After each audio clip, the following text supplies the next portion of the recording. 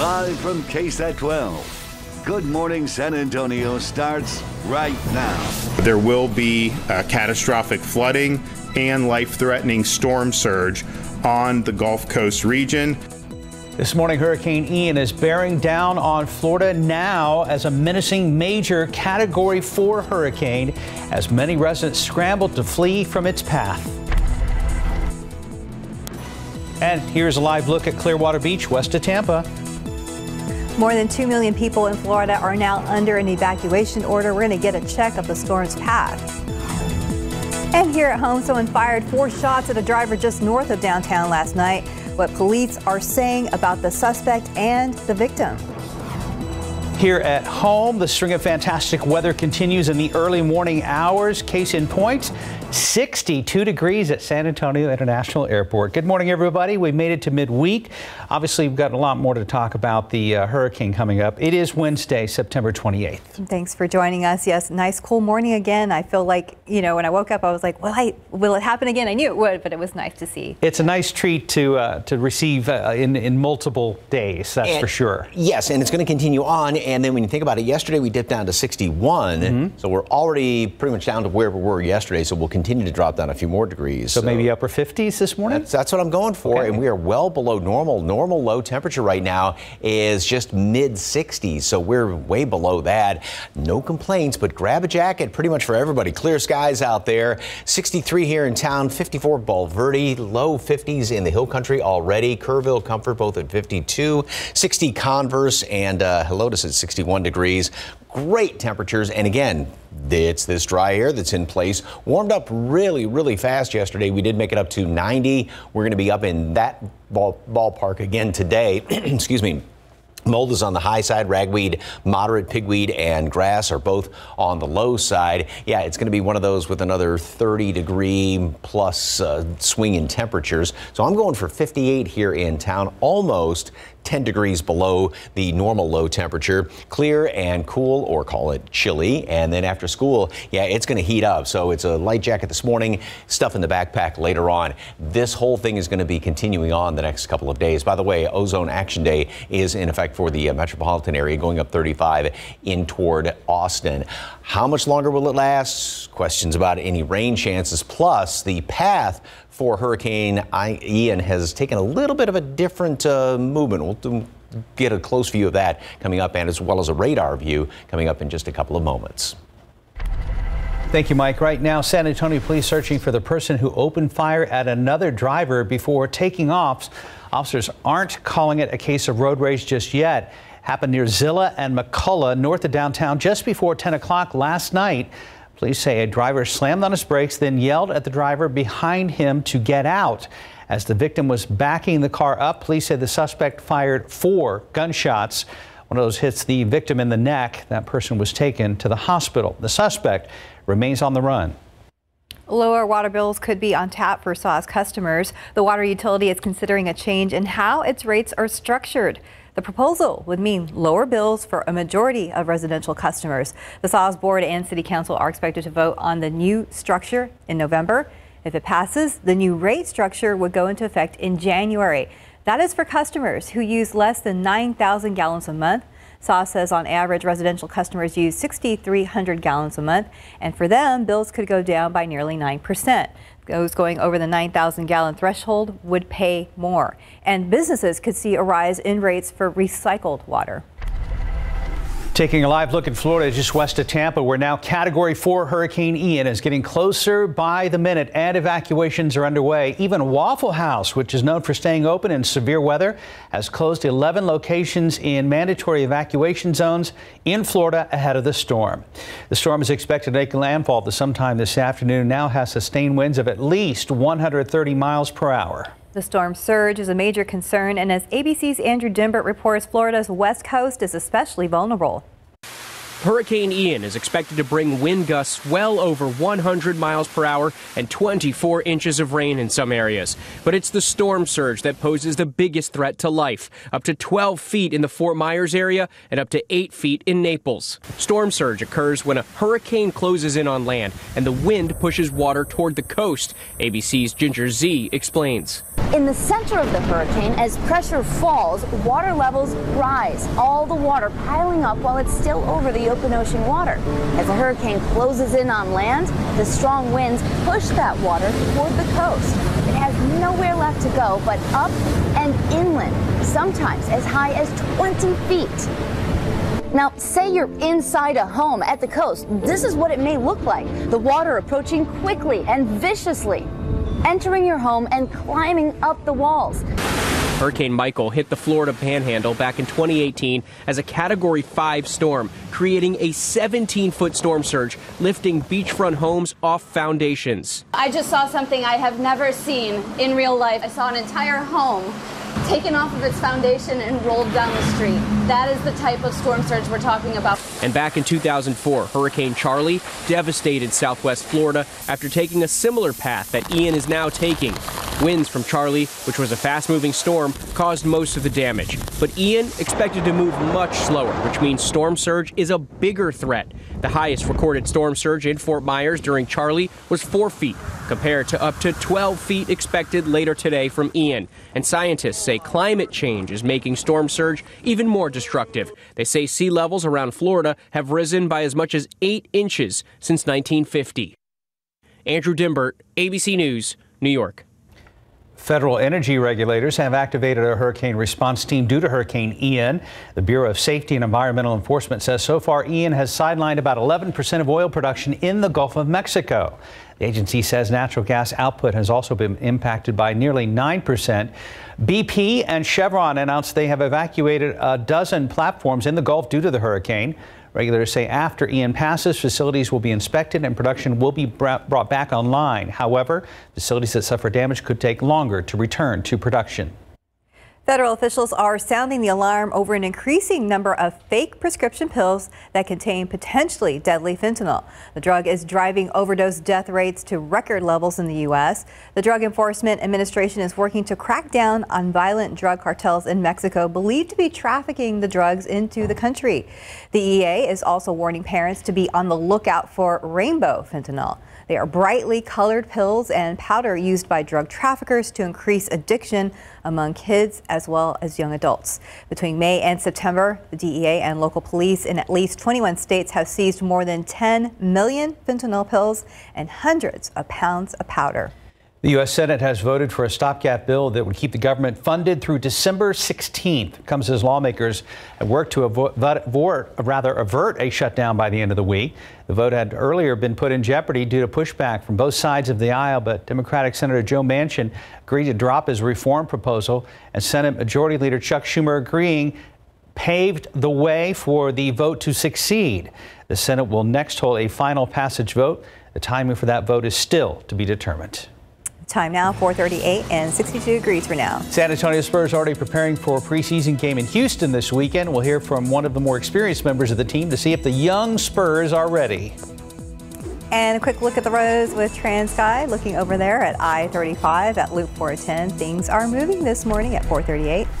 Outside with live cam, it will definitely be a cool morning for South Texas on this Wednesday, the first Wednesday of fall 2022. Thanks for starting your day with us. Top off that coffee. We'll be right back. 4:41 after staging their 2022 Media Day, the Spurs have gotten to work at their practice facility with their first training camp workout. They don't have much time before they face their first preseason opponent this Sunday over in Houston. Following the workout, one of the more experienced members of the team, guard Trey Jones, talked about starting in just his third season with the Silver and Black. It was a good first day, I would say. We've been here, full group's been here for over a week now. Almost everybody's been here for the last few weeks just playing open gym and whatnot, so it was good to be here for open gym, start kind of build off that, but it was a good first day, good intensity, and we'll just build off that. As a rookie class, it was good for me, Malachi, and Jeremy. Just getting the feel for it first day. Just learning a lot of stuff. Everything not going to be perfect first day. That's why we got a whole week to learn, but overall went good today. We all enjoyed it, got better. Tip-off Sunday night in Houston is set for 6 o'clock. Pro football coverage powered by Davis Law Firm. Cowboys basking in the glory of winning their first NFC East game of the season when they were able to come from behind and beat the Giants on the road Monday night. Two of the heroes of the game, quarterback Cooper Rush and wide receiver CeeDee Lamb, but Lamb admits he was angry with himself when he dropped a touchdown in the second quarter. Made up for it, though, when he produced the game winner in a spectacular fashion, that one-handed catch in the corner of the end zone. I appreciate Kel for trusting in me and all the guys, believing in my ability. And, it was tough. It was a tough, third quarter, just kind of I kept thinking about it. All the guys kept preaching to me to, let it go. We still got more game left. And then fourth quarter, when I kept hearing my number being called, I knew it was my opportunity again, so I had to step up. It's a short week for Dallas. Next up, another division opponent, the last place Washington Commanders, Sunday at noon at AT&T Stadium, and KSAT 12 Sports will be there.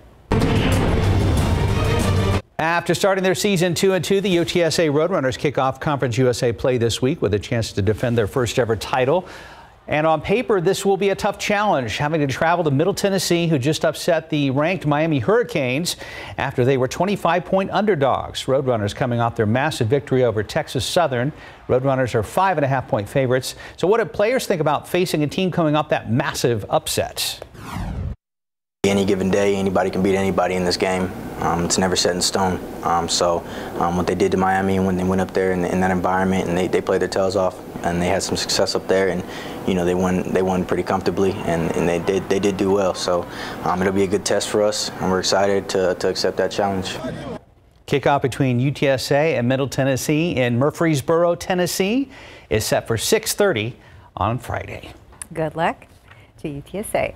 Time now 4:44 and 62 degrees for now. Coming up next, a first look at a case where a woman was handcuffed inside a police car and she survived after a train crashed into her. Now she's demanding justice.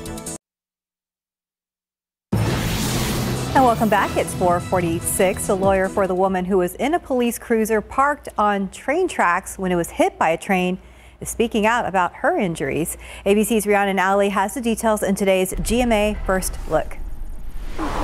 In this morning's GMA First Look, handcuffed in a police cruiser, parked on the train tracks, and then this. The woman inside remarkably surviving, now demanding justice. Authorities say 20-year-old Urani Rios Gonzalez was being detained for an alleged road rage incident when the police cruiser, parked on the train tracks, was hit. The car destroyed upon impact. Overnight, her lawyer speaking to GMA. She noticed the train horn and the train whistle and started to struggle. She tried frantically to get the officer's attention. It's incredibly dangerous to park on train tracks. That should have just never happened. And coming up at 7 a.m., we'll tell you how authorities in Colorado are responding and how Rios Gonzalez is doing now. With your GMA First Look, I'm Rihanna Nally, ABC News, New York. Let's look outside with those TransGuide cameras. Looking again there at I-35 at Loop 410, where things are moving. A lot of people getting out early this morning. Mike O'Shea joins us now with another Fido's forecast, and things are improving for puppy paws, aren't they, Mike? Yes, indeed. Jenny, as it says here, is enjoying this weather, and yeah, everybody is. The morning, it's almost like, yeah, do I want to go out when it's just cool out there? Yes, you do, because there's no humidity. So throughout the rest of today, it is going to be getting up into the upper 80s and 90 for high temperature today. A little bit of a breeze, not too bad out there. We have clear skies right now. It is gorgeous. Grab a jacket for most everybody. We're low 60s. I mean, we look at it, 65 is the warmest temperature on this map. 53 Bulverde, 54 at Bernie Stage. We hit 61 yesterday, so we're already close to that. I think with the clear skies, dry air, light wind, we will continue to drop down. And yeah, thanks to these dew point temperatures that are well down in the 40s. And as a matter of fact, dew points have actually dropped a little bit more than what they were at this time yesterday. The air has dried out even a little bit more, and it's going to be staying on the dry side. So once again, that then will warm up very quickly after we bottom out. I'm going for 58 for a low temperature when it's all said and done, and then all the way up to the low 80s by 11 o'clock, 85 at noon. Huge warm up this morning, and then again we top off at 90 later on today. So we will still be just couple of degrees above the average normal high temperature, but it's the low temperatures that are well below normal. All right, here's a live radar look at Hurricane Ian, and as you can see, a very, very distinct circular eye right there. Changes that have taken place in about the past 48 hours. It is a little further to the south. So there is Tampa. It had looked like this right-hand side in relation to the direction of travel was going to put all that storm surge into Tampa. So they're kind of, I mean, still it's going to be massive, impact on Tampa, but they're not going to get this coming in at them. But that's what's going to be happening in and around Fort Myers right here, and then working its way across Florida. So Tampa is kind of dodging the full brunt of this storm, which is right in here with that heavy storm surge. Here's what the forecast path is. The center of the storm makes landfall. All of the keys along here are going to be just really blasted by this thing, and then it is going to continue to move almost directly across Orlando. There is Cape Canaveral, so it was a good move by NASA to move that rocket back inside, because it is going to be sustaining some of the really heavy winds from that storm, and then it's going to work its way. The best case scenario would be if it could go out to sea and stay out there, but it does look like it is going to be moving a little further back inland, right around Georgia as well as the Carolinas. Now for us, nothing from this, just gorgeous weather, 85 degrees at noon, sunny skies out there. High temperature is going to make it up to 90 later on today. I think we say just in the upper 80s the next couple of days, so closer to normal. Low temperatures remain in the upper 50s, going for 57 as a matter of fact tomorrow. Nothing but sunshine. A few more clouds around here Monday and Tuesday. Fantastic weather. Now on the downside, not a drop of rain around here. I mean, we're desperate for rain, but, we've got some beautiful weather. We'll take the beautiful weather for now. If you can't have it, might as well have perfect weather. Yeah. Exactly. 451, 62 degrees. And coming up next, Chiquita is facing tax evasion charges and what the superstar is saying about the case.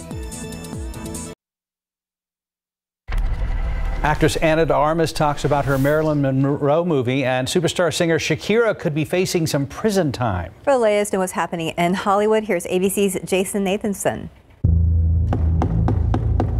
Miss Monroe, it's time! Today you get to stream the Marilyn Monroe movie that's polarizing critics. Blonde stars Ana de Armas as the iconic actress, and she says it's okay if not everyone likes it, because ultimately she's proud of it, and that's all that matters. Hopefully we'll add something good to her legacy, and will make people kind of like understand a little bit more the woman underneath that character, and have more empathy for her and understand her better and love her more. Blonde is streaming today on Netflix. You'll be saying you're a criminal. Thought you liked criminals. The life of high-powered celebrity lawyer Sean Hawley, dramatized in the new Hulu series Reasonable Doubt. The show, executive produced by Kerry Washington, who also directed the first episode, telling us being on that side of the camera is just as much fun. I love directing talented actors, and this cast is full of them. So to be able to help an actor find their best performance brings me so much joy. And I really love directing. I love directing content that I like and that I want to watch, and that is definitely the case with Reasonable Doubt. New episodes of Reasonable Doubt hit Hulu every Tuesday. Superstar singer Shakira ordered to stand trial on tax evasion charges in Spain, accused of skipping out on around $14 million.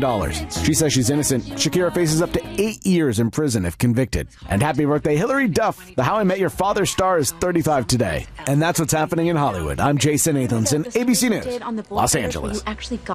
And the time now, 4:56 and 62 degrees for now. We are keeping an eye on Hurricane Ian as it gets closer to landfall in Florida. What emergency officials are saying about the potential for storm surge, and where forecasters expect the storm to cause the most damage.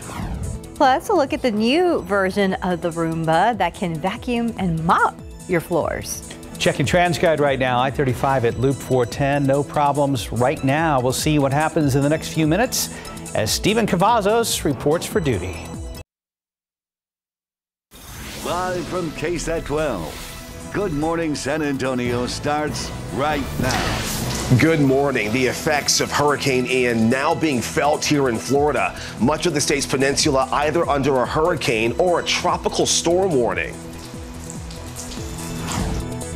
And here at home, taking a look outside with live cam, we are at 62 degrees, nice and cool out there. Good morning. We've made it to Wednesday, September 28th. Thanks for joining us. We hope you enjoyed the nice cool morning yesterday. And even though it warmed up, it was still nice throughout the day. That's right. This is like a Rocky movie. The sequels continue, Mike Osterhage. Yep, and we go through that kind of daily cycle where it's cool in the morning and then heats up very quickly. We're looking at the 30-degree temperature swings, which is what we had basically yesterday. We went from 61 up to 90, and we're going to be basically doing that again today. In some cases, even more than 30-degree warm up. We're at 62 as of right now, and that bottom number is at 42, the dew point, which means it's really dry out there and it's very pleasant. We got clear skies, light wind. We will get up to 90 again today, and we're going to bottom out though another couple of degrees. So we're already down to obviously close to what the low temperature was yesterday, and we will continue to drop down a few more notches here and there. The aquifer dropped down 0.9 of a foot in yesterday's reading. Allergens, mold, high, ragweed, yep, got some of that showing up there, and just little bits of pigweed as well as grass. So we've got some really dry air down here at the surface, and then upstairs in the atmosphere as well, we've got some really dry air. This somewhat lighter shade of gray right here, and that's, as you can see on this picture, that's some of the higher clouds associated with Hurricane Ian. We're going to show you the radar imagery, which is live radar, in just a couple of minutes with that, as well as the path, which has changed ever so slightly. I mean, still the southwest coast of Florida is just going to get hammered by this thing, but it is Tampa's not going to be taking a direct hit from it. Clear, cool, or downright chilly, especially in portions of the hill country. Sunny and fantastic later on this afternoon, but again, warms up. Jacket this morning, you don't need it by this afternoon. We will do the same thing tomorrow as well as Friday. Just going to be wonderful. Then we go into the weekend. A couple of extra clouds around here. Nice, really nice. Nope, but no rain. And doesn't even look like going into next week there's really any shot at rain. Get all the details and, of course, the latest on Hurricane Ian coming up in just a couple of minutes. Traffic Authority, good morning, Stephen. Anything going on yet? Well, dry roads this morning, Mike. Good morning. Right now we are taking a look at, yes, those dry roads, and, of course, a few folks out there this early in the morning. Thankfully, no major issues to report. The morning's been off to a pretty decent start. As we get a look around town, there's 35 north at Loop 410. Probably a busier commute than other areas, but as we take a quick jump over here, I'll put the camera on rotation. You can see that 410 at Perrin Bidle. Yeah, not a lot of folks out there this early in the morning, and that is good news if you have to hit the roads. No need to rush. As we take you to the map, it's just going to be a lot of that active construction, road closures, the same old song and dance, but make sure that you plan your commute ahead of time. As the morning does stay quiet, we'll be able to talk about some of those extra road closures that you need to be aware of, especially as we drive off into the latter half of the work week. But let's take a look at those travel times, because things look pretty good here as well. Journey from Bernie, 25 minutes on I-10 eastbound. We're in the green there, and 27 minutes if you're traveling on 281 southbound heading in from Bulverde, and it's a 25-minute drive time on I-35 southbound traveling in from New Braunfels. So things look pretty much normal here, but we take it back to TransGuide. Commute is slow right now, and that's good news. We'll talk about those road closures coming up in the next few minutes. Mark, stuff. Stephen, thank you. Hurricane Ian has already caused major problems in parts of Cuba, and now the Category 4 storm is on a collision course with Florida. You're looking live at Clearwater Beach, just west of Tampa. Here at home, CPS Energy is preparing to send nearly 3 dozen employees to Florida to help. The teams include linemen, pole crews, and safety teams. The Salvation Army says units in San Antonio and New Braunfels are also preparing just in case they need to provide support. Meanwhile, thousands of customers have already lost power hours before Ian's landfall. ABC's Justin Finch is in Tampa this morning. Hurricane Ian delivering its first blow to Florida, even before it's expected to make a direct hit as a major hurricane. When time was still on their sides, families hit the roads, making 11th hour escapes. We have about 2.5 million Floridians that are currently under some type of an evacuation order. Heavy traffic on Florida highways, the storm's fluid forecast track and timing forcing residents to flee fast. St. Petersburg's mayor warning those staying behind. After a certain time when tropical force winds are here, we will not be sending out first responders. Ian is now forecast to make landfall later today along Florida's Gulf Coast in the Fort Myers area, bringing life-threatening conditions, including several feet of storm surge from Naples to Tampa and huge amounts of rain, perhaps more than 20 inches in some areas. The storm's late change in track sending residents now in Ian's bullseye scrambling to prepare. Did you feel like you were in the clear yesterday, first, yeah. and now you're right in the path? And today, I better go get it before it's too late. Florida now bracing for millions of power outages. 30,000 workers are on standby to restore electricity after the storm. And FEMA says it's stockpiling 3.7 million meals and 3.5 million liters of water in neighboring Alabama. This is going to impact everyone in different ways. Outer bands from Ian are already being felt. Heavy wind and rain in Key West. A possible tornado west of Miami. And after barreling across Cuba like a buzzsaw, nothing in Ian's path now except warm water and Florida. As Hurricane Ian closes in and people head out, Orlando International, now the latest airport to announce it's suspending operations, shutting down later this morning. Justin Finch, ABC News, Tampa. New this morning, San Antonio police say a man was cut and stabbed overnight. It happened just before 2 a.m. in the 5000 block of Wiseman at an apartment complex on the far west side. Now, police say the man had confronted his girlfriend at her home about her participation on a popular social media fan page. Police say the confrontation turned physical, and she cut the man on the arm 3 times and then poked him in the ribs with a knife. He was taken to the hospital in stable condition. Police say the woman's 6-year-old child was also in the home at the time.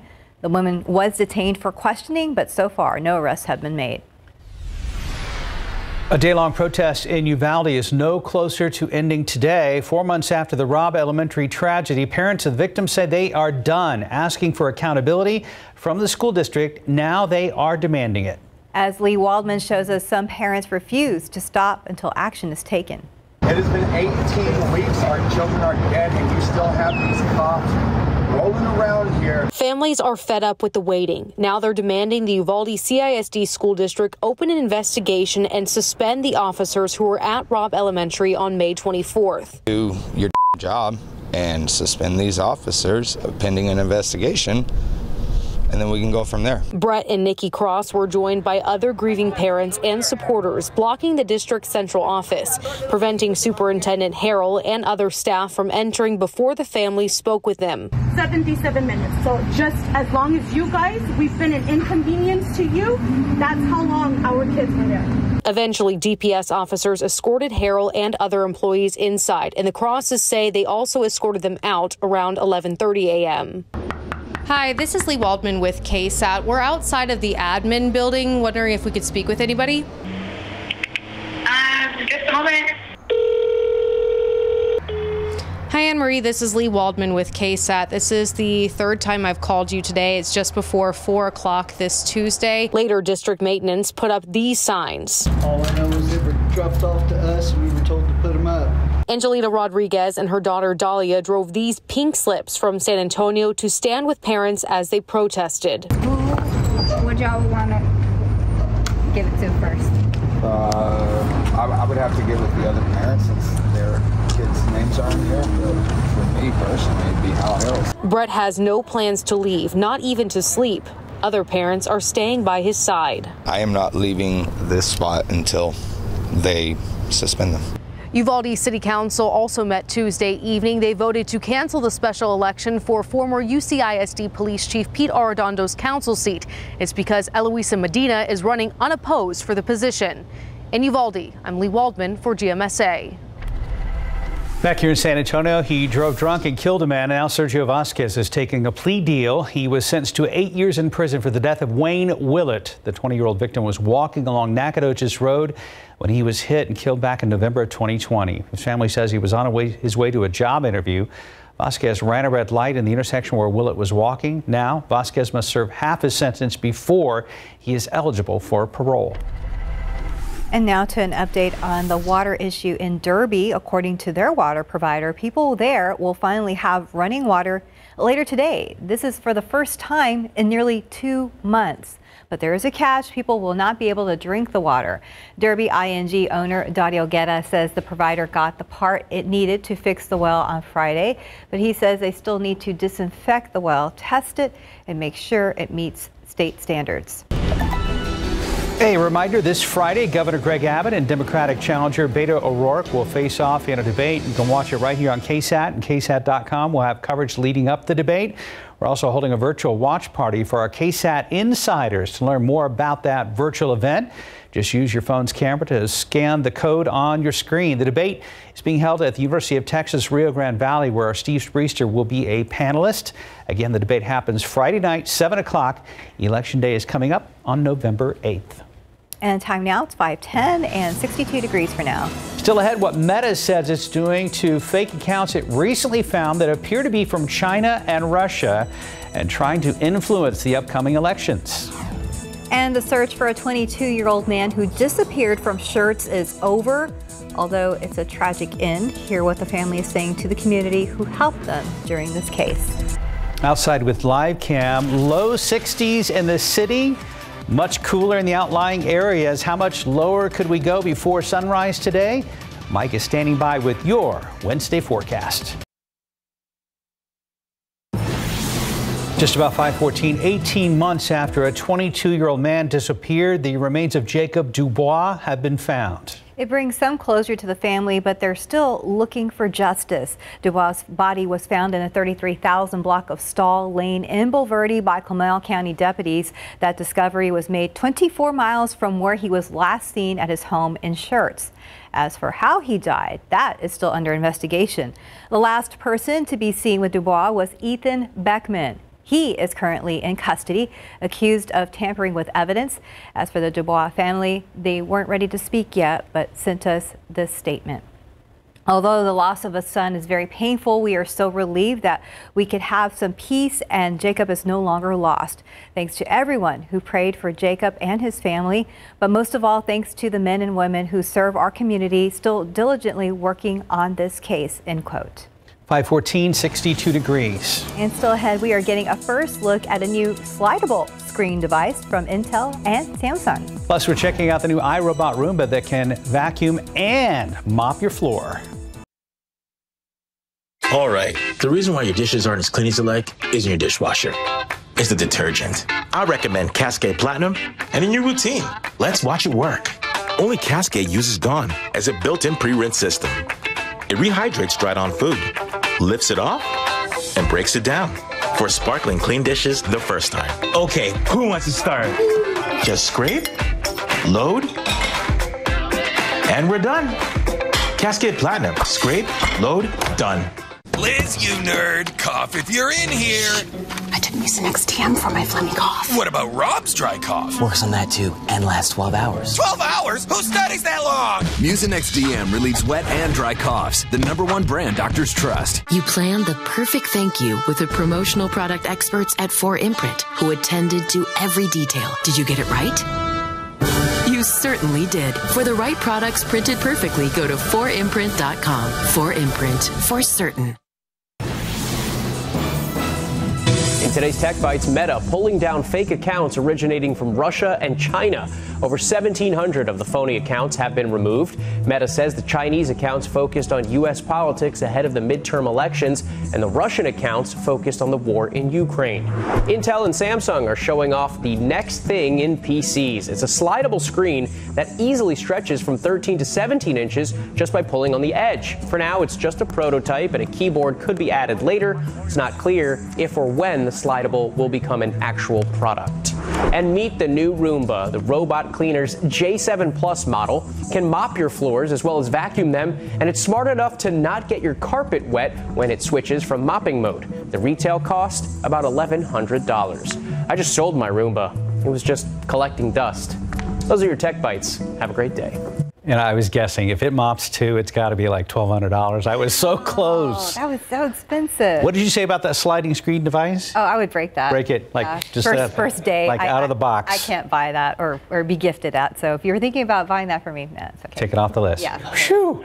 519 right now. Go ahead and check in with Stephen Cavazos. That Roomba, though, I mean, wow, $1,100. Yeah, I will stick to the traditional sweeping, even though I don't like it. But thankfully, there's no mess out on the roads. Let's get a quick look at TransGuide 410 at Ingram. You can see it's been quiet throughout the morning, and, you know, we're getting closer to 6 a.m. minute by minute, so we can expect that to change. But right now, enjoy these quiet roadways. 281 at St. Mary's. Really don't have a lot to show you there on TransGuide, so we're going to get to the map. And obviously, we see that it's pretty green on the screen, and it does look like some quiet areas as well. Road closures are going to be the big topic right now, so let's go ahead and get to it, because one of the areas is going to be here off Kendall County, pavement work. Now, this has been current, should be continuing at least up until Friday, October 28th. So plan for that ahead of time. It is overnight, 9 in the evening to 5 in the morning is when you'll see that single main lane closure in both directions from US 87 to FM 473. Again, that's I-10 in Kendall County. But let's jump back over here to TransGuide, where you can see the commute is off. I-10 at the Y, pretty quiet out over there. But like I said, there's no mess to report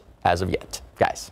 Okay, the thing with the Roomba, though, you still have to add water, change the water, and all that stuff. True. When are they going to come out with the whole little thing that gets plumbed into your house and then it, you know, vacuums, cleans the whole, you know, it's completely... It probably already exists, but for $25,000 or something well, yeah, like I mean, that. I guess you can do anything, but... Yeah. You know, kind of like those coffee machines that actually are plumbed in and fill themselves up and grind the beans. And There's fancy stuff for a price, Mike Osterhage. That, or you have Mark come over and do it for you. Anyway, Miss Bean is enjoying the fall weather, although to me the expression is don't take my picture. But anyway, great shot there. Thank you very much. And don't forget to scan that QR code, and it makes it a lot easier to send us some of the KSAT Connect pictures. Gorgeous day today. Big warm up. I mean, we're going to be gaining a good 20, almost 25 degrees by noon, and then add to that up to 90 later on this afternoon. Lots of clear skies. We've got a little bit of a light breeze out there, dry air, and that's why temperatures have already dropped down to just about where we were yesterday. We were at 61. We're at 62 right now, so we'll continue to cool down over the next couple of hours until the sun comes up. 52 in Comfort. Again, probably have a couple of upper 40s in portions of the hill country. So 90 yesterday, and it was pretty much on average 90. Rock Springs a little bit cooler at 82 degrees. And that's going to be the situation again today all around the metropolitan area, right around 90, even a couple of upper 80s there in northwestern Bexar County over there. Helotes 87, 89 in Leon Springs. Bottom out at 58 this morning, and then boy, once the sun comes up, temperatures go up a good 6-7 degrees per hour, 85 already at noon. So we're going to be gaining 26, 27 degrees between sunrise and noon, and then add to that, make it up to 90 later on today. Light southeasterly breeze, about 5 to 10 miles per hour. This is a live radar image. There is Tampa, and this is Naples. Fort Myers is right in here. The path of the storm is a little bit further to the south, so instead of the right-hand side of it going right in toward Tampa Bay, and that would have created the huge storm surge there, it has dropped down a little bit. Still going to be getting all the high winds from this, obviously a lot of heavy rain, but the brunt of the storm, and this area right in there looks like it's heading in toward Fort Myers, Florida. It is a Category 4 storm as of right now. So this is the Fort Myers right there. So it's going to be getting the worst part of the storm. Tampa is, yeah, it's going to be getting a lot of it, but down to the right-hand side of it, that's where the heaviest winds, most of the surge comes in as well. Then it's going to be working its way just about directly across Florida. There is Cape Canaveral, and it's going to be on the strong side of it. So they did move the rocket inside, and then it will continue to work its way up kind of out into the Atlantic Ocean and then back on shore right around Georgia as well as the Carolinas. 85 degrees for us today. No impact from that storm whatsoever. And then a high temperature makes it up to 90. Another just gorgeous, gorgeous day. Open up the windows this morning, and then it's going to be warm this afternoon, but then it cools down quickly. We're going to be down in the 50s again tomorrow. Actually, the rest of the week will be down in the upper 50s, almost 10 degrees below normal, and high temperatures will be a little bit closer to where they should be. A few more clouds coming in here this weekend. Very nice, though. Not a drop of rain, though. Next time. And watch out for fire danger, too, with dry conditions. So. True. Thank you, Mike. 524, 62 degrees. Up next in your morning spotlight, Ryan Reynolds asked Hugh Jackman to join Deadpool 3, and Ronnie James Dio's widow talks about a new documentary. Just about 527. Looks like Hugh Jackman will suit up as a famous superhero one more time. Here's CNN's David Daniel with today's Hollywood Minute. Just completely empty up here and terrifying. But we did have one idea. Hey, Hugh, you want to play Wolverine one more time? Yeah, sure, Ryan. Ryan Reynolds broke Twitter with his latest bombshell. It appears he'll be joined by Hugh Jackman as Wolverine in Deadpool 3, even though Jackman has said repeatedly he would not return as Wolverine, who died in 2017's Logan. We'll see what happens when Deadpool 3 debuts September 6, 2024. Climb the rainbow! There's never been a singer quite like Ronnie James Dio. His widow, Wendy, says she wanted to make sure the documentary, Dio, Dreamers Never Die, gave even hardcore fans of the legendary heavy metal vocalist something new. A lot of people didn't know Ronnie was doo-wop singer and was singing before the Beatles, in the 50s. He was in a band. He played the trumpet when he was like 15 with Bobby Darin, with Gene Pitney, all these things that, fans don't know about Ronnie. And we wanted it to be a story of Ronnie's life. The film plays in select theaters this Wednesday and Sunday. Check DioDreamersNeverDie.com for theaters and showtimes. In Hollywood, I'm David Daniel. Okay, 528, still 62 degrees. And could Democrats and Republicans in Congress really be agreeing with each other? We're going to tell you about a new bipartisan bill that is on track to become law. And toys may be on the shopping list for adults in your family this year, why several major toy companies are shifting their attention to adults. M&M's released a new color M&M, and she debuts with the I'm Just Gonna Be Me song that's online. We're going to tell you where you can get the new color coming up at 6.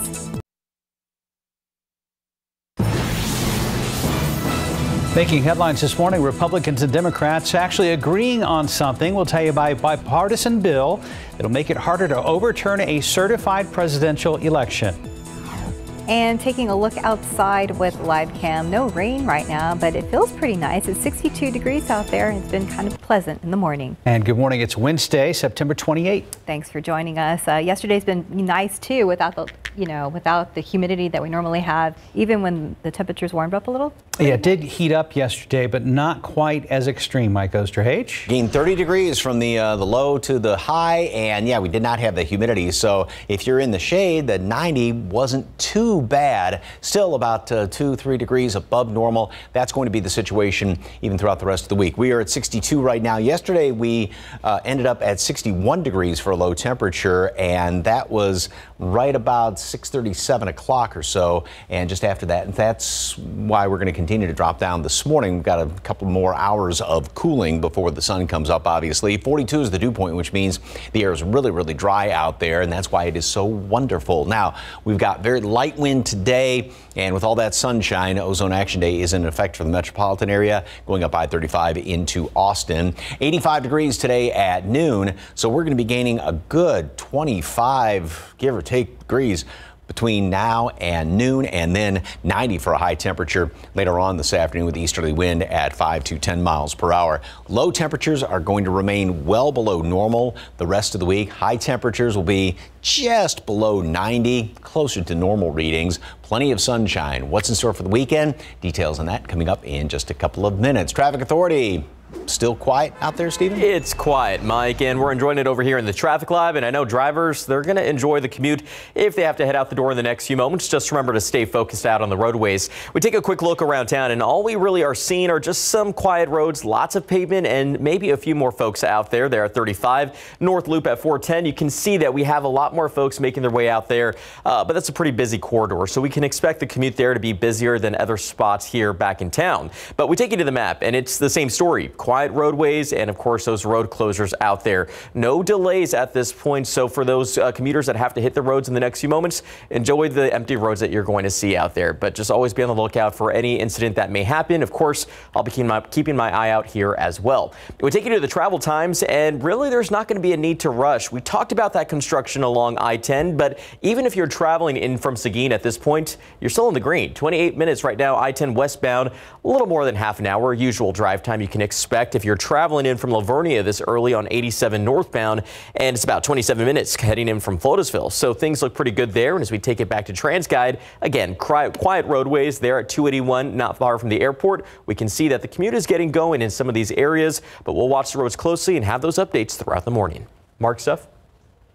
Stephen, thank you very much. Our top story this morning remains Hurricane Ian. Some San Antonians are among those heading east today. Dozens of workers with CPS Energy are leaving for Jacksonville, Florida this morning. They will help get homes and businesses there back online after the storm passes through. Katrina Weber is live at the East Side Service Center with that story. And Katrina, how many workers are we talking about?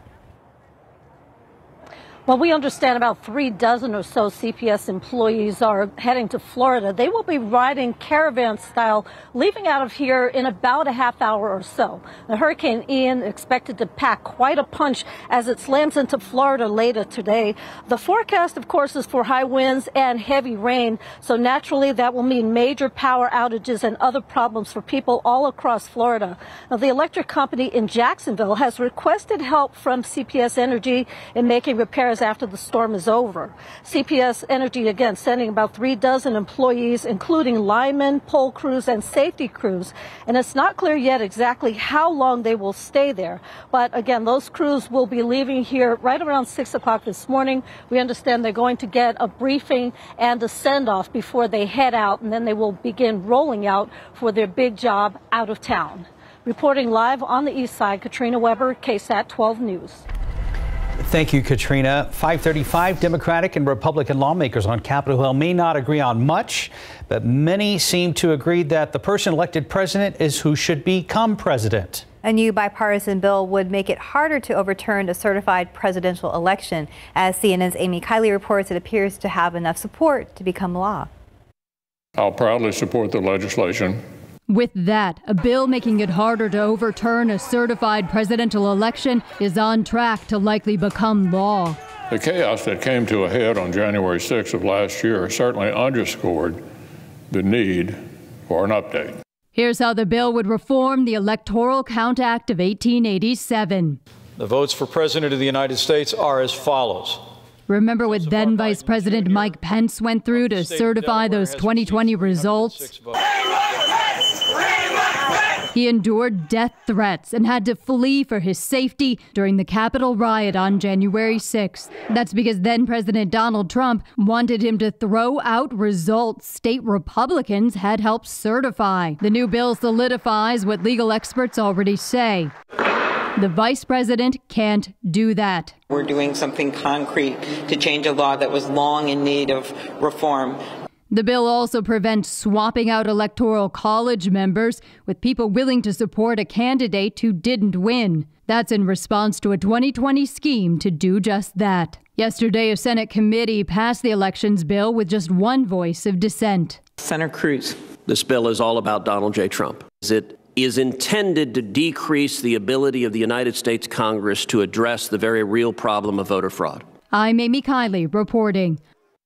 The family of a Fort Hood soldier who died by suicide 2 years ago has filed a $25 million medical malpractice claim against the U.S. Army. Sergeant Elder Nevis Fernandez was found dead hanging from a tree on August 25, 2020, 8 days after he was discharged from an Army medical center. The soldier's family said Army medical staff knew he had suicidal thoughts and did not provide any supervision or treatment after he was discharged. An Army spokesperson said the claim is being investigated, but as a matter of policy, the Army does not disclose the particulars of ongoing claims investigations. In Illinois, a 2-year-old boy is in critical condition after he reportedly found a gun and shot himself in the head. This happened yesterday, southwest of Chicago. The boy was airlifted to a children's hospital for further treatment. The child's mother told police she had been in the bedroom with the child minutes before the shooting, but left the room to retrieve something. and that's when the tragedy occurred. Right now, it's not clear who the gun belonged to. Police have not yet said if criminal charges will be filed. You're about to take a look at the world's first all-electric passenger plane, Alice. It took its first successful flight Tuesday morning. The zero-emission aircraft traveled at an altitude of 3,500 feet for 8 minutes. The Israeli company Aviation owns the plane, which has battery technology similar to that of an electric car or cell phone. With 30 minutes of charging, it could fly for an hour at 287 miles per hour. In comparison, a Boeing 737 flies at 588 miles per hour. The company hopes to have it in the hands of customers by the year 2027. And time now, 5:39 and 62 degrees for now. Still ahead to why many of the major toy companies plan to target adults when it comes to selling their products this upcoming holiday season. And taking a look outside with live cam, it is nice and cool out there. We're starting your day at 62 degrees, and even though things will warm up, it's still going to be nice this afternoon. We'll be right back.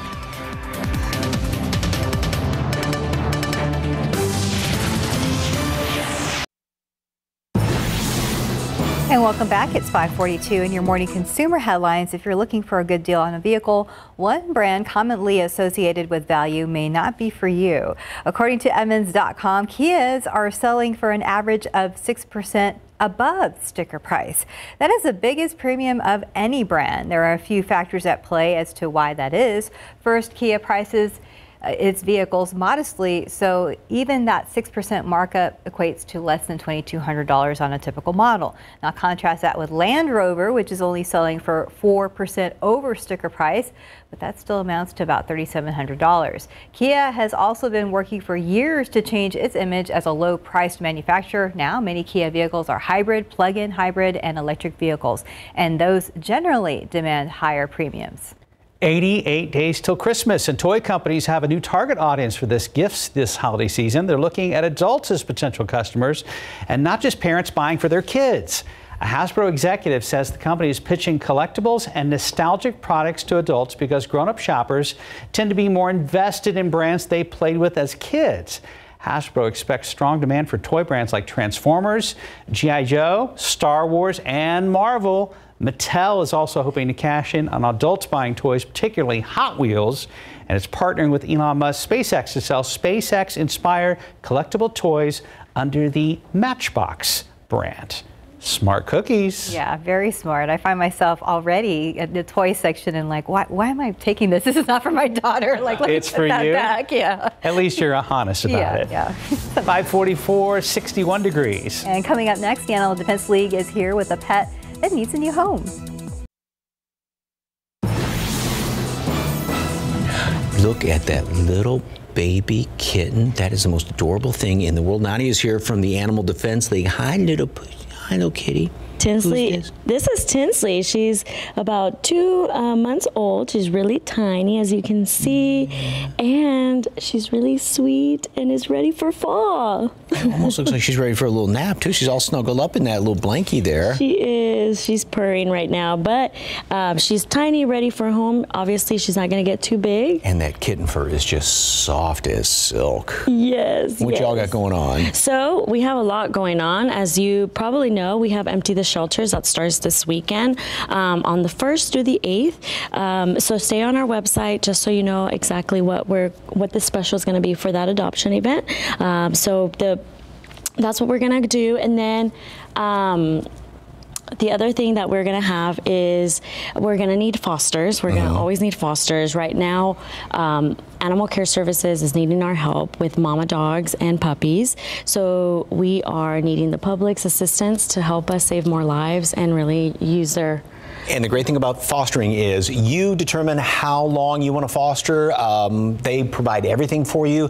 Great chance for kids to learn how to take care of if they can take care of a little one. And teens can get the volunteer hours for it too. And if you're unsure, if you're ready for a pet, this is a great opportunity. And honestly, we have the mama pups that are doing most of the work with your help, obviously, but they are there and they just need your space and your temporary love. Okay, well, if you'd like to find out more about them, this beautiful little kitty, head on over to the Animal Defense League.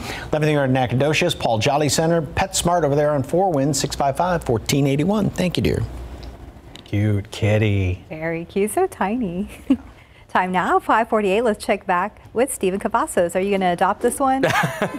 You know, that one, oh my goodness, my heart, it was so cute. All right, but we'll see, you never know, but I'm pretty sure Tinsley will find her forever home, and things look perfect out over here. As we get a look at TransGuide 410 north at Ingram, it's the same story, guys. Just seeing a few more folks out there this early in the morning.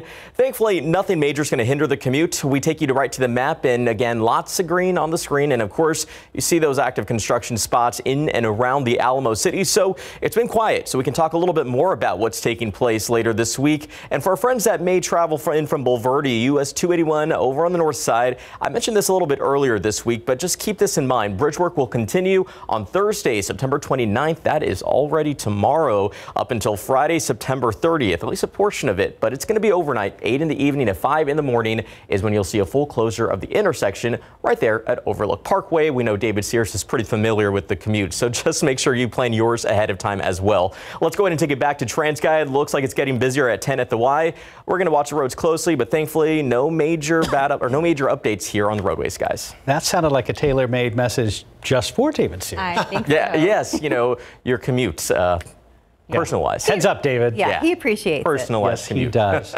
We were talking about how great it was going to be to see how visible Jupiter was going to be earlier this week. Case in point, gorgeous, gorgeous. Obviously, somebody's got a really long lens on their camera, but yeah, this was taken a couple of days ago. Really cool picture. And the nice thing about it is, even if you can't necessarily see Jupiter, it's going to be beautiful stargazing weather, especially obviously you head out of town, head over to the hill country, take a jacket in the evenings because we've got this very, very dry air. Also, if you take some of those pictures, scan that QR code and you can download pictures if you do some stargazing or some of the pet pictures as well. Makes it really easy to download that, but very cool picture. Thank you very much for the KSAT Connect shot right there. And we got a lot of clear skies, so once again, clear skies, light wind, very, very dry air. That's going to allow temperatures to drop down a few more degrees all across the board. We'll probably be looking at some upper 40s. We did hit a couple of upper 40s yesterday, and yesterday we bottomed out at 61 here in town. We're already at 62.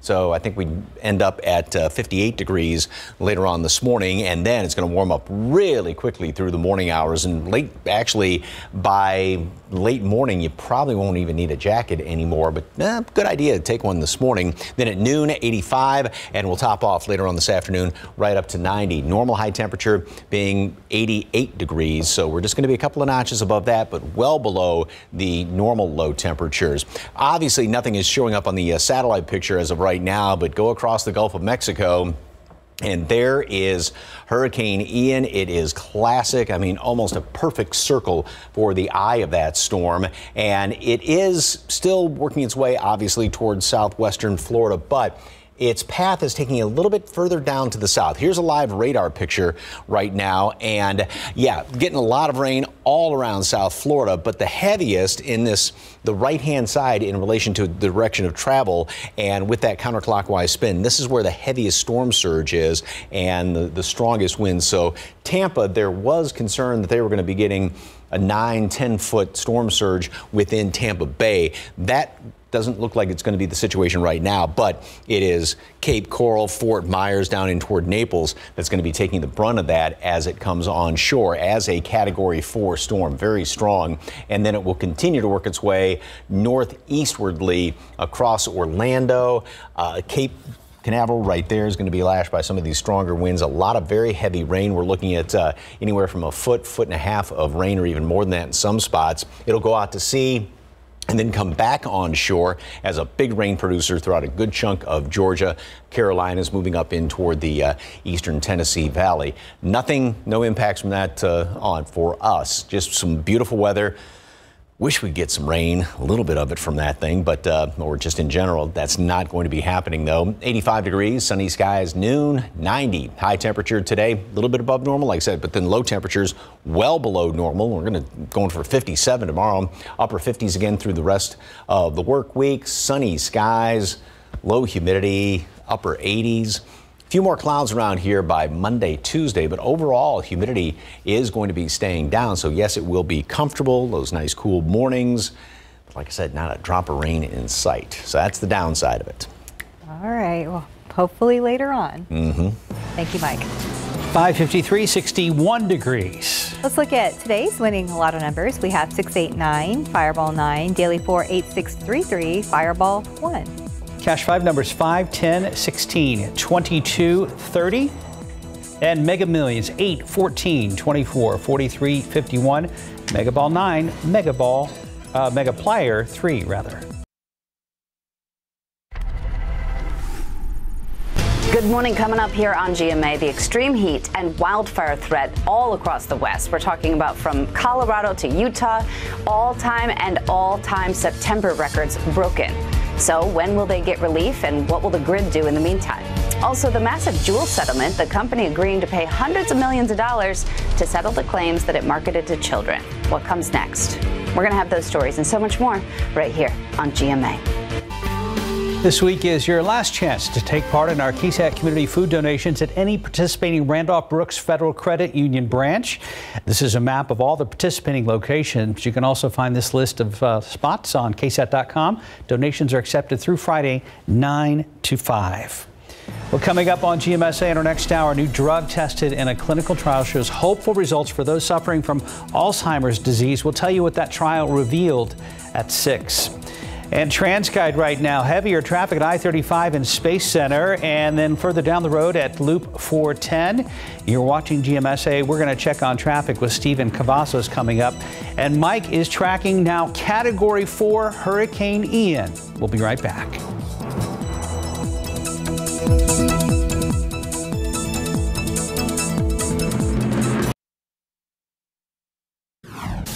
We begin with a live look at Florida at the beaches. Surf is slowly starting to rise in advance of a dangerous Category 4 Hurricane Ian. More than 2 million people are under evacuation order. We will take a closer look at the storm's new path. A confrontation led to a stabbing on the far west side. What police are saying about what started it. And outside with live cam, could temperatures drop into the upper 50s here in San Antonio this morning? Mike Ostrage is standing by with your midweek forecast. Live from KSAT 12. Good morning, San Antonio starts right now. Good morning. It's Wednesday, September 28th. Thanks for joining us. We hope you enjoyed those temperatures yesterday. I definitely took advantage of it. I went for an afternoon run, which I normally don't do, and I survived. You did, yes. It did warm up very nicely yesterday, but we avoided the extreme heat. And again, we're enjoying the mornings the most right now. And Mike, you're thinking it's very realistic for us to hit 50s this morning. I think so, because we, for the past hour, we've been close to what the low was yesterday, which we hit right around 7:30 or so as the sun was coming up. So yeah, we'll still have some time to cool down a little bit. Clear skies, that very dry air out there. Although, and yes, it was comfortable in the afternoon, but still be careful if you're out in that sun, because that, of course, still heats you up. And we did hit 90 for a high temperature yesterday. We are now down to 61 degrees here in town. 52 Bernie Stage, Comfort. A couple of 53s out there, Bandera, as well as in Kerrville. And the warm spot right now is still Canyon Lake, but only at 64. And these numbers are a good anywhere from 5 to 10 degrees below what the average low temperature is this time of year. And thanks to, again, these dew points that are well down in the 40s, even a couple of 30s out there, which means the air is very, very dry. You get below 60. That's where we were a couple of days ago. Remember, we had those dew points upper 60s, low 70s still, and then that front moved through, and boy, it has brought some gorgeous fall weather in with it. We do have an ozone action day in effect today in the metropolitan area, going up 35 in toward Austin. Temperatures, going for 58 when it's all said and done for a low temperature here in town, and then it is going to warm up really quickly. We're going to gain 25 degrees, even a little bit more than that in some cases by noon, up to 85, and then we'll top off today at 90. So just a couple of degrees above the average high temperature, but of course overall we are going to be below normal. That's the first time. I mean, that's a rarity when you think back all the heat we had this summer around here, but it's going to be very comfortable. Best news is it's going to stay like this the rest of the week. Weekend, we'll talk about that, see if we warm up at all, plus the very latest on Hurricane Ian and a live look at radar. Traffic Authority, Stephen, what's going on? Hey, it's been quiet over here, Mike, throughout the morning. No issues to report. A little bit more quiet than usual, but we are entering that busy time now at 6 a.m. But check out 35 north at Loop 410. The commute is picking up there, and as we get a shot there at I-10 at the Y, yeah, a lot more folks out there this early in the morning, maybe going to grab that pumpkin spice latte because they're enjoying some of the fall fall weather we're getting. But just remember to take it easy out on the roadways. You're really not going to find any delays at this point. Maybe in the coffee line, but back here on the roads doesn't look like it. Taking you right to the map, you are just seeing just active construction and a lot of quiet roadways out there. 1604, 410. I haven't seen any yellow or orange that would indicate any slowdowns just yet. But as always, if you are traveling through one of those busy areas, make sure to plan ahead and drive carefully. Thankfully, no need to rush if you're traveling in any of these busy corridors. 37 northbound looks pretty pleasant. Traveling in from Pleasanton right now, 28 minutes at this point. And the usual drive time on Highway 90, eastbound lanes heading in from Castroville with 30 minutes. And right now, that arrival from Lytle looks to be about 16 minutes on I-35 northbound. So again, these three communities really not seeing any delays if you're traveling into the Alamo City, but back here on TransGuide, it's definitely picking up. But we'll watch the roads closely and have those updates for you right here on GMSA. Mark, Steph. Stephen, thank you. One man's in the hospital after being stabbed on the city's far west side early this morning. According to San Antonio police, a male in his 20s confronted his partner over a subscription-based online platform, and the confrontation turned physical. Police say the woman allegedly cut the man 3 times in the arm and then poked him with a knife in the ribs. The man was taken to a hospital and the woman was detained for questioning. This is an ongoing investigation. The San Antonio Police Department and Crime Stoppers need your help in finding the suspect responsible for a shooting that killed a man 23 years ago. Police say Steve Palafos was shot and killed on August 8, 1999, outside of a party in the 800 block of Pleasure Park Street. Now, according to police, Palafos and his friends got into a fight with other people at the party moments before he was shot. Anyone with any information, they are asked to call Crime Stoppers at number 210-224-STOP. About 3 dozen CPS Energy workers will soon be taking up residence in the state of Florida. They are heading out for Jacksonville this morning to provide help in the wake of the coming Hurricane Ian. The crews will help homes and businesses get back online after the storm. Katrina Weber is live at the CPS Energy East Side Service Center on East Houston. And Katrina, any idea how long they will be gone? Well, that's the big question this morning. A lot of it depends on what this hurricane does and how long it lasts. Now, they say that they could be there for up to 3 weeks, but right now we have them here. They've been getting some final instructions before they head out. They also heard from their CEO here this morning as they prepare to head out and face what is left after Hurricane Ian goes through Florida. Now, Hurricane Ian is expected to slam into Florida later today, bringing high winds, heavy rain, and probably lots of power outages. Jacksonville's electric company requested help from CPS Energy in handling the aftermath, restoring electricity to its customers. These crews tell me they are ready to help. And again, right now they've been getting some final instructions and a briefing before they head out. The plan is for them to leave in just a few minutes. They are going to drive to Mississippi first, where we understand they will spend the night. And then tomorrow they will head out for their final destination. They expect to be in Jacksonville by tomorrow afternoon. Reporting live on the east side, Katrina Weber, KSAT 12 News. Thank you, Katrina. And lower water bills could be on tap for SAWS customers. The water utility is considering a change in how its rates are structured. The proposal would mean lower bills for a majority of residential customers. The SAWS board and city council are expected to vote on the new structure in November. If it passes, the new rate structure would go into effect in January. That is for customers who use less than 9,000 gallons a month. SAW says on average, residential customers use 6,300 gallons a month. And for them, bills could go down by nearly 9%. Those going over the 9,000 gallon threshold would pay more, and businesses could see a rise in rates for recycled water. This is an interesting story. COVID-19 has made us more wasteful at home. The amount of trash ending up at our landfills shot up during the COVID and hasn't come down yet. With more biomedical waste like masks, gloves, and one-time use plastics being used, it's a problem around the world. In 2018, a San Antonio household was throwing away 1.06 tons of trash a year, and now up to 1.12. The city pays the landfill about $28 per ton. What we have found is that in the garbage can, about 40% of what's in the garbage can is some food waste or paper waste that could be composted. Cans, bottles, and milk jugs can go in the blue bin. And keep in mind that anything a worm can eat, like your kitchen scraps, can go in the green bin. For more information, head over to KSAT.com.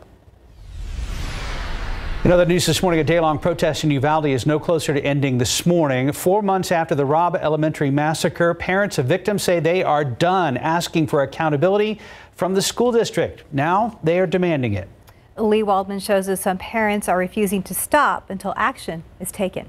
It has been 18 weeks. Our children are dead, and you still have these cops rolling around here. Families are fed up with the waiting. Now they're demanding the Uvalde CISD school district open an investigation and suspend the officers who were at Robb Elementary on May 24th. Do your job and suspend these officers pending an investigation, and then we can go from there. Brett and Nikki Cross were joined by other grieving parents and supporters blocking the district's central office, preventing Superintendent Harrell and other staff from entering before the family spoke with them. 77 minutes. So just as long as you guys, we've been an inconvenience to you, that's how long our kids were there.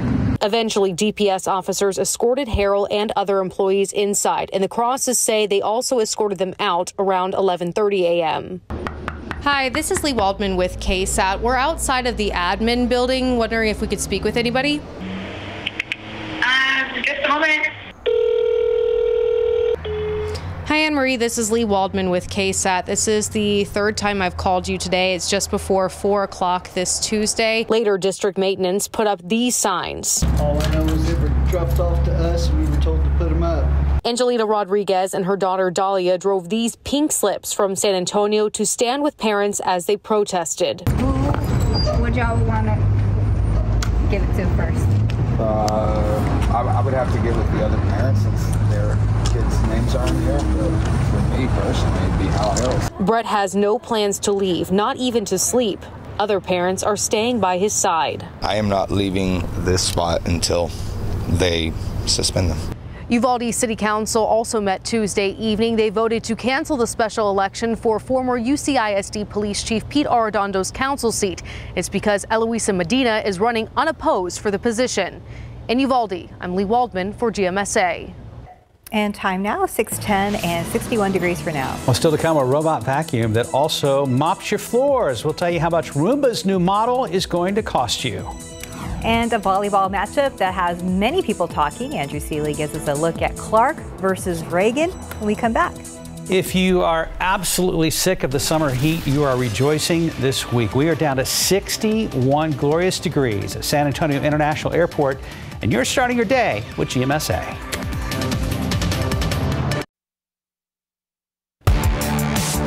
.6:14, welcome back on your Wednesday morning. The high school volleyball playoffs are roughly 1 month away, and some area teams are beginning their second round of district play. No matchup was bigger on Tuesday night than Clark versus Reagan. KSAT 12's Andrew Seeley was at the match and has more. Well, the first time these two teams met back in August, Clark edged Reagan in a 5-set thriller to take the early lead in District 28 6A. On Tuesday night, the rematch lived up to the hype and then some as Clark again prevailed in another 5-set epic at Littleton Gym and now own a 2-game lead on the Rattlers in the district standings. We're just two really good teams. I think keeping the intensity level up is always good. It gives us like a little booster because we've already got them out the way. Now we just have the next challenges ahead of us, and we just got to look for that. And these girls really hype each other up. We help each other. And I feel like we're really good at just like adjusting. And if we're not doing our greatest in the first set, we're able to just adjust and listen to what our coach is telling us to fix. The match was deadlocked at 1 set apiece, with Clark leading Reagan 17-16 in the third set when the Cougars managed to win a rally that lasted 58 seconds. Junior Jalen Lott traveled nearly the entire court to help keep the ball off the floor, including an incredible diving dig. I just remember being exhausted. But yeah, I just remember being so proud of my team, and we hustled. We definitely hustled. That was definitely a good play. Meanwhile, Madison got back in the race for the playoffs with a sweep of Churchill. The Mavs improved to 5-4 in District 28 6A play, moving a little closer to Johnson, who sits at 5-3. And in District 29 6A, Harlan took down Brennan in straight sets to earn their 8th straight win. The Hawks are 8-1, just a game behind undefeated O'Connor. Harlan will get another crack at the Panthers Friday night at Northside Sports Gym at 5:30 p.m. For Good Morning San Antonio, I'm Andrew Seeley. Thank you so much, Andrew. And time now, 6:16. I was looking at the TransGuide cameras. Things look okay from this angle, Stephen. Things look great. My job's been pretty easy this morning, I would say, but let's get a quick look around town, see what you can expect for that early morning drive. There's 37 at Hackberry. It's been pretty quiet today, and listen, no one's going to complain about that, especially if you are one of the drivers that has to hit the road in the next few moments. But there is 35 at Space Center. You can see there's a few more vehicles coming at us there, so just make sure to expect a bit more of a slowdown as we approach morning rush, but taking you to the map, and again, no need to really rush out on the roadways as of yet, but we are going to see the commute definitely start to pick up, which will obviously start to cause some slowdowns in the pretty busy spots. But right now, I would say you're in the clear, so if you can, try to take advantage of some of the quiet roadways that we have right now. But also plan your commute ahead of time. As a quick reminder for our friends up on I-10 Kendall County, pavement work is going to continue up until Friday, October 28th. It will begin overnight, so late night owls, early bird commuters, this is for you, 9 in the evening to 5 in the morning. And that's when you can expect single main lane closures in both directions right there from US 87 to FM 473. And I know it's out there because I went to go see some family in Bernie over the weekend. So just make sure that you plan out your commute ahead of time. But taking it back here to TransGuide, look at I-10 at the Y. It is getting a lot busier out there, but we're keeping our fingers crossed that hopefully it could stay quiet until morning rush, guys. Very good. Thank you, Stephen. Yeah. And I guess we can break out the hoodies and the sweaters for the bus ride. Yes, indeed. It's because it is chilly out there this morning. There's no getting around that. And I don't know about warming up the car, but yeah, you definitely need a jacket. We are at 61 degrees right now. We're going to be dropping down a couple of more notches and bottom out at 58. So I think that's jacket weather. But then look at that. We will gain 30 plus degrees throughout the course of the day, just like yesterday, get up to 90. So we're well below normal, but then finishing up just a couple of degrees above normal. And this is a great fall picture, and look at the smile on his face over there right around Seguin. Warble's his name. Look at those leaves out there. Oh, that dog is loving it. So are we. Scan that QR code and makes it easy to get some of those KSAT Connect pictures coming on in here. Like I said, we're going to make it up to 90 later on today. It's going to warm up really, really quickly this morning. No glow of the sunrise as of yet. 61 in town, 52 Bernie Stage, 51 right now in Comfort. Probably seeing some upper 40s in some of the outlying areas there around portions of the hill country. And again, we're going to be gaining a good, 6-7 degrees each and every hour. You can probably watch the thermometer go up once that sun gets a little bit higher in the sky this morning. 85 at noon, and then again, we top off at 90 later on today. So here is what it looks like. This is live radar as of right now, and very distinct center to this storm. It is continuing actually to gain strength because this is bathwater. Haven't had any big storms out here, so it hasn't really churned up the water at all. So you still got that very warm water right there on the surface. And as of right now, it is a Category 4 storm, although one of the intermediate updates, they detected winds 135 knots, which equals roughly 155 miles per hour. 157 makes it a Category 5 storm. So it's basically, the difference between the two, 1 mile per hour on those scales. So this is a very, very strong storm. And, it makes you think back to Hurricane Andrew years ago that went across Miami, which was a Category 5 storm. So this is extremely intense, and it's moving just to the south of Tampa. The fear was for a while that it was going to be moving the center of it right across Tampa Bay, and that right-hand side of it was going to be hitting. I want to go back to the radar, the right-hand side where most all of the heavy surge is, just kind of getting pushed out ahead of it, was going to be pushing that storm surge into Tampa Bay. Well, now that's going to be the situation down here around Fort Myers. You've got all those keys right there, which is basically, kind of like Port A, Mustang Island, and Padre Island, same situation right there. So they're going to be taking the brunt of that, and then this is going to continue to work its way across in toward Orlando. And some of the rainfall estimates are going to be foot and a half, even more than that in portions of Florida. Then it will continue to work its way up in toward the eastern Tennessee Valley after getting offshore and then back onshore in the next couple of days. So yeah, it's going to be just a nasty storm there, wreaking havoc throughout South and Central Florida. 85 degrees, sunny skies at noon today, and then a high temperature is going to make it up to 90. So we will be a couple of degrees above normal, gain roughly 30 throughout the course of the day, and that's going to be the situation each and every day. Starting off nice and pleasant, cool, jacket, hoodie, sweatshirt weather, and then up in the upper 80s. That's close to where we should be this time of year. It seems odd to say upper 80s after being at, a million degrees this summer, but yeah, that's closer to normal. And those low temperatures, though, are definitely on the cool side, and nobody's complaining about that. A few more clouds this weekend. All right, thank you, Mike. 621, 61 degrees. And a new drug tested in a clinical trial for Alzheimer's. What researchers are saying that is giving hope to those suffering from the disease.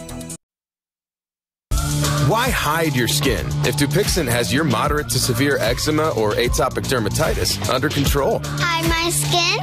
Not me. Because Dupixent targets a root cause of eczema, it helps heal your skin from within, keeping you one step ahead of it.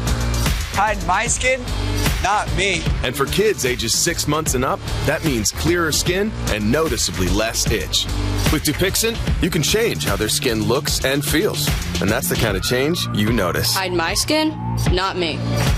Serious allergic reactions can occur that can be severe. Tell your doctor about new or worsening eye problems such as eye pain or vision changes, including blurred vision, joint aches and pain, or a parasitic infection. Don't change or stop asthma medicines without talking to your doctor. When you help heal your skin from within, you can show more with less eczema. Talk to your child's eczema specialist about Dupixent, a breakthrough eczema treatment.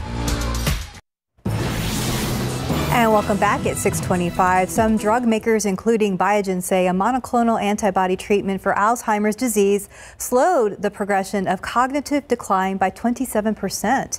The drug was tested in a phase 3 global clinical trial. It showed positive effects on cognition and the ability to perform everyday tasks compared to a placebo. The Alzheimer's Association released a statement expressing hope over the results. The companies plan to publish the findings in a peer-reviewed journal and present data in order to seek approval from U.S. regulators by the end of March. Meta is pulling down fake accounts originating from Russia and China. Over 1,700 phony accounts have been removed from Facebook. Meta says the Chinese accounts focused on U.S. politics ahead of the upcoming midterm elections, and Russian accounts focused on the war in Ukraine. Intel and Samsung are showing off the next thing in PCs. It's a slidable screen that easily stretches from 13 to 17 inches just by pulling on the edge. For now, it's just a prototype, and the keyboard could be added later. Right now, it's not clear if or when the slidable will become an actual product. Hate mopping your floors? Well, meet the new Roomba. The robot cleaner's J7 Plus model can mop your floors as well as vacuum them, and it's smart enough to not get your carpet wet when it switches from mopping mode. Retail cost $1,100. Oh, only if it was cheaper. Too bad. Time now 6:26 and 61 degrees for now. Coming up, a group of military training instructors celebrating Hispanic Heritage Month in their own way. What they say matters to them most as they serve in the U.S. Air Force here in San Antonio. And a quick look at the roads with TransGuide. A look from this angle looks pretty good out there. First at I-35 and now looking at I-10 at the Y. We'll be right back. Taking a live look outside with live cam. We could be in the upper 50s very shortly. Mike Osterhage is standing by with your fantastic Wednesday forecast. Good morning, everybody. It is Wednesday, the 28th of September. Thanks for joining us. We hope you're having a great week so far, and we hope you're enjoying this nice, crisp weather. 61 degrees right now. It is nice. We all also have eyes on Ian this morning, which has rapidly intensified overnight, Mike. I mean, which is not any big surprise necessarily. I mean, that's what the forecast has been. And, it was in the bathwater basically of the Western Caribbean and now in the eastern Gulf of Mexico. There haven't been any storms. It's been very quiet out there. So you just had this warm water kind of, brewing out there, and that's what it's feeding off of. More on that, though, coming up in just a minute. And it is right on the cusp of very strong Category 4, almost Category 5 storm. But again, we're going to talk more about that in long weather. First of all, gorgeous start, almost the glow, maybe of the sunrise this morning.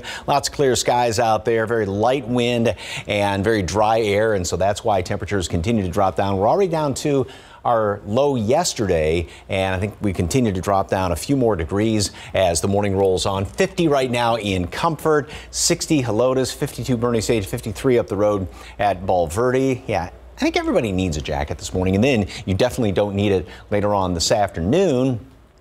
I'm back. We do have an ozone action day in effect today for the metropolitan area and going up in toward Austin. Clear, cool, or chilly. Some folks might find it a little cold if it gets into the upper 40s in parts of the hill country. Won't need a jacket later on because sunny, fantastic, but we're going to heat up a good 30 degrees up to 90 just like we did yesterday. Wonderful the rest of the week. The weekend, we are going to see a few more clouds. Very, very nice weather, cool mornings. Sit outside, have a cup of coffee in the morning. Yeah, downside is no rain. We're going to talk about that, see how cool it's going to be the next couple of mornings, and, of course, the very latest on Hurricane Ian. Traffic Authority, you've had it kind of easy this morning, Stephen. Cup of coffee outside, though, sounds amazing right now. But hey, if you have to hit the road so you can enjoy your track to work, let's go ahead and take a look right now because things are picking up, but TransGuide cameras are showing a busy commute. No issues from what we are seeing here. However, during Mike's weather hit, I was taking a look at our map. We have at least 2 crashes that just popped up there. Have to call our friends at TransGuide, but it does appear one is over here near the southeast side at 410. They're a little bit closer to 37, and it does look like we have one on State Highway 16 or Bandera. So we'll have to get our friends at TransGuide on the phone, but thankfully the majority of the commutes, the map, really looking good right now. So the morning has been quiet, but again, I got to get our friends at TransGuide on the phone as we take it back here. These shots aren't really showing anything but just a busier commute, but we'll see what the conditions look like in those trouble spots and have those updates right here throughout the morning. Guys. Thank you, Stephen. A family is safe and back in their home after a fire broke out right behind their house. This happened last night around 10 in the 800 block of Briarcliff near Blanco Road on the city's northeast side. The San Antonio Fire Department responded to a fire burning in an add-on storage closet behind the home there. We were told firefighters were able to put it out quickly. However, investigators say there was an estimated $10,000 worth of damage. 18 months after a 22-year-old local man disappeared, the remains of Jacob Dubois have been found. It brings some closure to the family, but they're still looking for justice. Dubois' body was found in the 33,000 block of Stall Lane in Bulverde by Comal County deputies. The discovery made 24 miles from where he was last seen at his home in Schertz. As for how he died, that's still under investigation. The last person to be seen with Dubois, Ethan Beckman, is currently in custody, accused of tampering with evidence. A murder trial starting today for a 20-year-old accused of fatally shooting his stepfather last year. Jaron Diego Garcia is facing up to life in prison if he is found guilty. Yesterday, both the state and defense laid out their cases, and the jury also heard 911 calls made the night of the shooting. Erica Hernandez takes us inside the courtroom. 2 different versions of what happened March 5th, 2021, presented to the jury during opening statements in the Jaron Diego Garcia trial. Garcia is charged with fatally shooting his stepfather, 49-year-old Mark Ramos, after he saw him arguing with his mother. According to the prosecution, Ramos was arguing with Garcia's mother but never assaulted her. He only poured a beer on her. Assistant District Attorney Oscar Peña says Garcia's mother even pleaded with her son to put the gun down. Now Mark starts to walk out of the house and Diego follows him. Diego follows him out of the house and continues to fire. He shoots 6 times. As for the defense, they are saying this is a classic case of self-defense, even suggesting that Ramos was the aggressor here. He had no problem being aggressive, wanting to hurt people. He would be out of control, and that night he was out of control. After opening statements, 5 911 calls were played to the jury, 3 that were made from neighbors and 2 from Bertha Garcia, Jaron's mother. Please go to my house. My husband's shot. You want one of the operators? Yes. I have officers responding. What happened? Okay. What happened? Ma'am. Later this morning, Bertha Garcia is expected to take the stand. We will have the latest on that testimony later this afternoon. Erica Hernandez, KSAT 12 News. 6:36, help will soon be on the way to the people of Florida whose homes are in the path of what's expected to be devastating Hurricane Ian. That help is coming courtesy of some San Antonians, CPS Energy workers to be specific. Katrina Weber is live at CPS Energy's East Side Service Center, where crews are leaving for Jacksonville this morning. And Katrina, it sounds like they have quite a task ahead. Are they ready? Well, they tell me they are ready. They have to be ready because they're leaving right now as we speak. You can see that they are rolling out right now. We have some of the trucks heading out. We understand that they're going to be doing jobs such as repairing power lines, replacing utility poles, basically fixing the damage from the storm. Now, just a little while ago, we saw them as they gathered for some final instructions and words of wisdom from their supervisors and CEO. The plan is for them to drive caravan style all the way to Mississippi today. Then after spending the night there, they'll head out again, expecting to reach Jacksonville by tomorrow afternoon. They are all leaving their own families behind to help others in Florida, and they could be there for up to 3 weeks. And again, out here live, we can see they've got numerous trucks going out. We understand about 36 employees of CPS Energy heading to Florida this morning. Now, a lot of how long they will be there depends on what Hurricane Ian does, how long it lasts, the amount of damage that it does. But again, they do tell me that they are ready and very willing to do the job. And there they go, off to take care of what they are doing. Reporting live on the east side, Katrina Weber, KSAT 12 News. And a safe journey to those CPS crews headed to Florida. The other challenge in Florida is their large elderly population, which can make evacuations very difficult. ABC's Andrea Fujii explains how medical facilities are preparing. This morning, urgent preparations underway to care for the most vulnerable before Hurricane Ian storms ashore. Hospitals and nursing homes are learning from the past. The time is now. You must evacuate now. 15 hospitals and more than 100 other healthcare facilities have been evacuated up and down Florida's Gulf Coast. One hospital in the Fort Myers area says its staff came in at 5 o'clock last night to register patients and work through the storm. And once landfall has passed and the roadways are safe, we will bring in our Team B, who will come in and relieve those staff members. Nursing homes are moving patients, checking generators, and ensuring emergency supplies are in place to avoid the devastation that followed Hurricane Irma back in 2017. That's when 12 people died from overheating at a nursing home in Broward County after Irma knocked out electricity, leaving the facility sweltering without AC. Felt like 110, 115 degrees in there. State officials say all nursing homes and assisted living facilities now have backup power generators and fuel, meeting state requirements.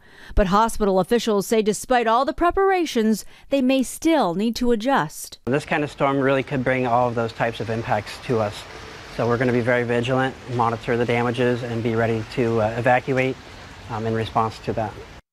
Evacuating patients is not only tough logistically, it can also be hard on many patients who can suffer transfer trauma, especially those with Alzheimer's or dementia. Andrea Fujii, ABC News, New York.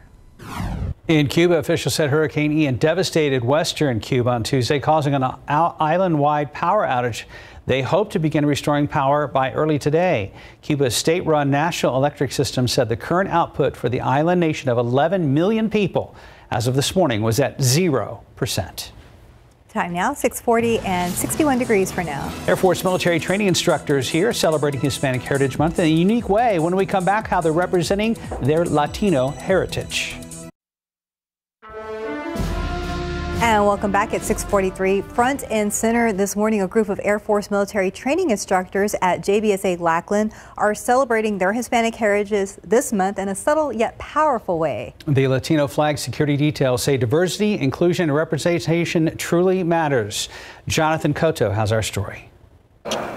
Master Sergeant Adriana Romero was born in Bogota, Colombia. She immigrated to the U.S. with her parents in 1999. As a child, I always was infatuated with the uniform and everything that had to do with the military. Adriana Romero. It was her father who encouraged her to enlist and serve her new country.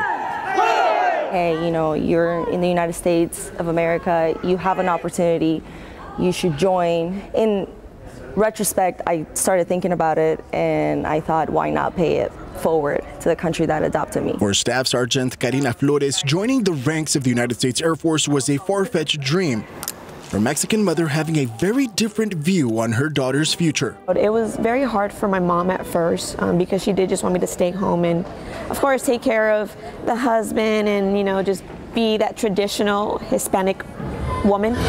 But I knew I was destined for something more. Against all odds, nearly 7.5 years later, she is where she is supposed to be, serving her country. And so they're super proud of me, and definitely having them come out to my graduations, they get a feel for why I love doing what I do, and they see that I'm impacting young airmen's lives, making that difference for them. Kimberly Quick says she grew up in a very diverse neighborhood. Very mixed. It was never, you know, just one predominant ethnicity or anything like that. But when I came to the Air Force, that's when I started to realize there's certain people that are treated better, there's certain people that have to fight for what they want. And that's exactly what Quick did. She worked hard, just like her parents taught her growing up, and understood her representation mattered. As a Latina, I am representing and I am setting that standard of, hey, we're in a new world and we're here, and hello, you're gonna get used to us, and we're gonna, you know, be as successful as everybody, regardless of your race, color, background, anything like that.